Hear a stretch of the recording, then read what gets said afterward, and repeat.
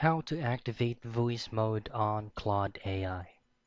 Now, for you to be able to have this kind of feature on Claude, all you have to do first is to make sure that you're currently running the latest version of Claude AI.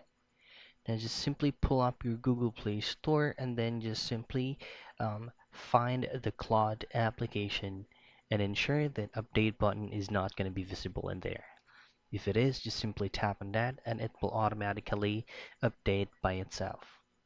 Next thing to do is access your Claude AI application and make sure that you're logged into your account. Now to start, just simply hit the new chat icon. Now this is where you can activate your voice mod. Now voice mod logo is actually the microphone icon, which is usually located at the middle portion of your screen. So you simply tap on that, and then after tapping it, just say what you want the specific prompt to be on the results of Claude AI. So that's how you activate the voice mode on Claude AI.